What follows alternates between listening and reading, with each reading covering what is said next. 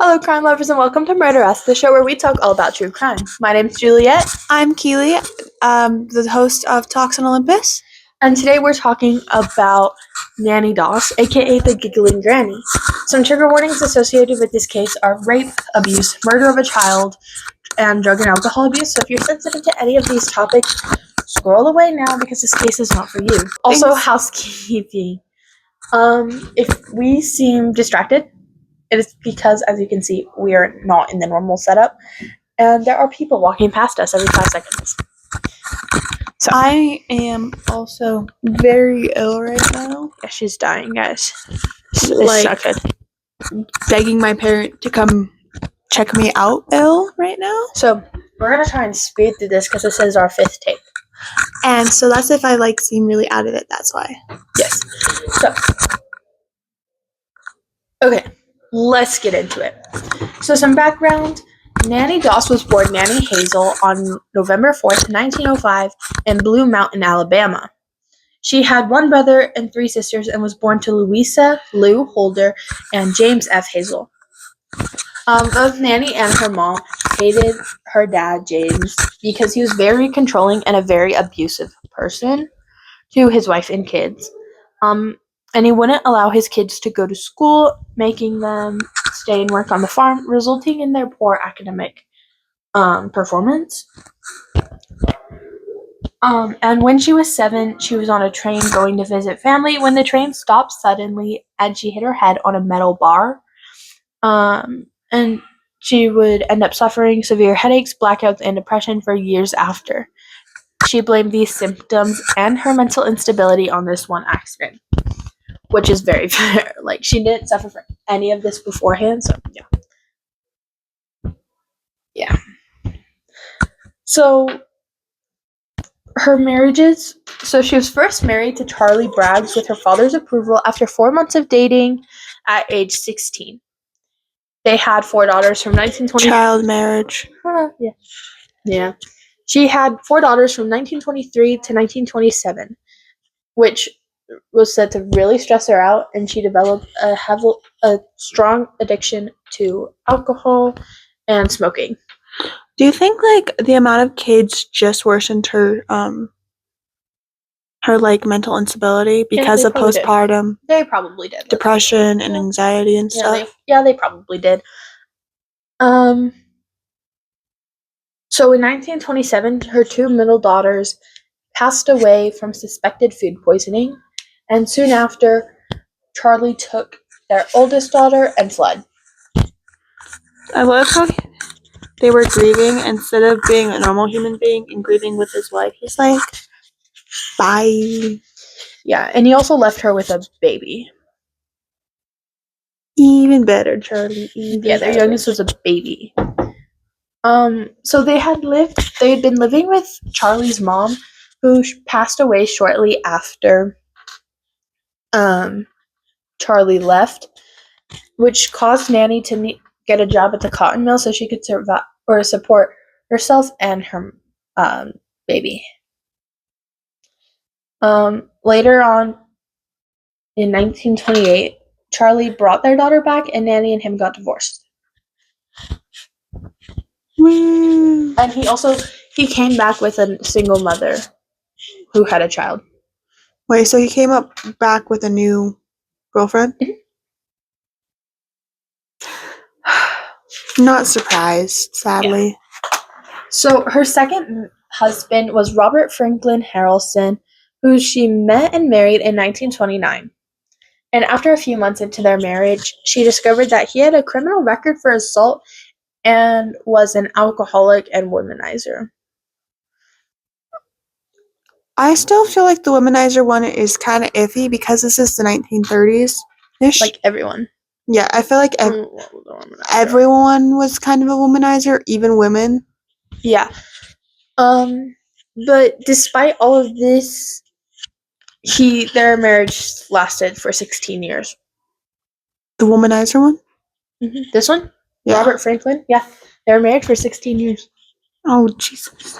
Mm-hmm. So in 1943, Nannie's eldest daughter gave birth to a baby boy, and She had given birth again, but the baby had died shortly after. Her daughter said that she saw Nanny holding put a hat pin in the baby's head, but there's no evidence that happened. And a hat pin is so back in this time, people like hats, right? So women couldn't wear hats with updos a lot because they couldn't stay like they do on normal heads because there's nothing keeping it down. But with the hat pins, you could stick the pin through the hat and the hair to keep it on. Mm-hmm. So there was no proof of this happening, so nothing ever came of this. They kind of thought that she was just paranoid. Be fair, she just gave birth. Yeah, they just thought she was paranoid. So Nanny's older daughter and her husband split up because they couldn't deal with the grief. And Nanny's oldest daughter started dating a soldier, which Nanny did not approve of. Dating the soldier or the soldier himself? Both.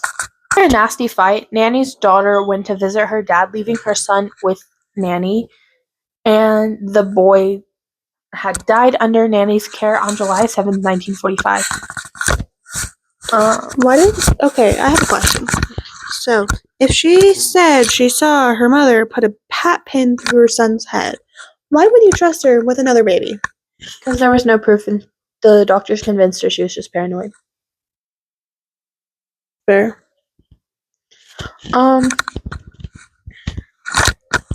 So it was said that the boy died of asphyxia from unknown causes, and Nanny later collected $500 from the insurance policy that she took out on his life. Which, why would you take out a life insurance policy on your grandson? You're not raising. She wasn't raising him. He was a baby, right? He was little. Yeah, he's young. He was 3 years old. Most people don't get life insurance on babies or little kids. Or if you do, it's you pay it off. And you just keep accumulate. I don't know. Yeah, but it's not your kid. You're not raising them. Why would you take out on them? Yeah. So in 1945, Harrelson, who was Nanny's wife, or Nanny's husband, raped Nanny. So the next day, she put rat poison in his corn whiskey jar, and he died later that night. She later married Arlie Lanning after knowing him for only 3 days. 3 days. And he was also an alcoholic and womanizer, but Nanny was often the one who was actually disappearing and cheating. But when she was there, she played the role of a perfect little wife. So he later died of what she said was heart failure, and since she had been playing the role as a perfect wife pretty well, people, like the townspeople, they supported her, and they're like, yeah, this sucks. You think after 2 dead husbands, people would start expecting... Well, one of them she divorced, and she was 20 years old, or 21 years old. And she killed the second one. And this is just her third. So she killed one divorced. Did she take out life insurance on both of those deaths? It didn't say if she took out life support on Robert. I think, she might have as a benefit, but I think more of it is, he raped her, so she killed him. But I don't know. So the home that they shared went to Lanning's sister, and the house later burned down. And Nanny instantly collected the insurance money from the house. And after Lanning's mom, who lived with them, died, and Nanny moved to North Carolina and ended up on her sister's doorstep, who was bedridden and died quickly after Nanny showed up. So, not suspicious at all that people keep dying around Nanny, and she keeps taking their life support. Yeah. Her sister-in-law didn't die. The house just burned down. Oh, yeah. So she later married another man named Richard Morton in 1952, and he wasn't an alcoholic, but he did cheat a lot. Before poisoning him, Nanny poisoned her mother, Louise, who had come to live with them, and she died in January of 1953. Mother-in-law? Nope, it was her mother. Oh, mother? Yeah, she killed her own mother. Morton had died 3 months later on May 19th, 1953, And finally, she married Samuel Doss. And Samuel was admitted to the hospital with flu-like symptoms where he was treated for a severe digestive tract infection. And he was released on October 5th, 1954. And he died a week later on October 12th, 1954, after Nannie killed him to collect 2 life insurance policies she had taken out on him. Jesus. The doctor who had treated him found his death extremely suspicious since he was treated and released, and so he ordered an autopsy. And the results found a large amount of arsenic in his system, and Nannie was promptly arrested. Woo. Yippee. So, after she was arrested, Doss confessed to killing 4 of her husbands, her grandson, her mom, sister, and her mother-in-law. But the state of Oklahoma only focused on Samuel's case. So, Nannie Doss was prosecuted by J. Howard Minton, who later became the governor of Oklahoma. And Nannie pleaded guilty on May 17, 1955, and was sentenced to life in prison. So, the fun thing is they could have pursued the death penalty. Oh yeah, it was around then. They could have pursued it, but they chose not to. You want to guess why? A woman. She was a woman. And so they said, we won't kill her. She ended up dying of leukemia in the hospital ward of Oklahoma State Penitentiary in 1965, and she is buried at Oak Hill Memorial Park in McAlester, Oklahoma. So she's dead. Yeah, that was gonna be my question after you wrapped it up. Is she still alive? No. Oh, she dead. She died of leukemia. The story of Nannie Doss and all of her.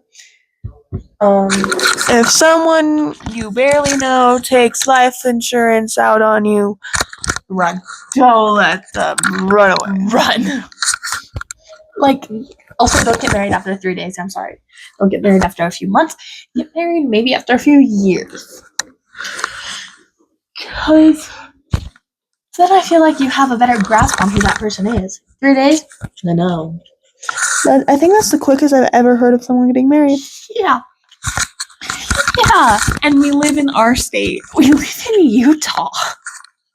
There's people getting married after 3 weeks of knowing each other.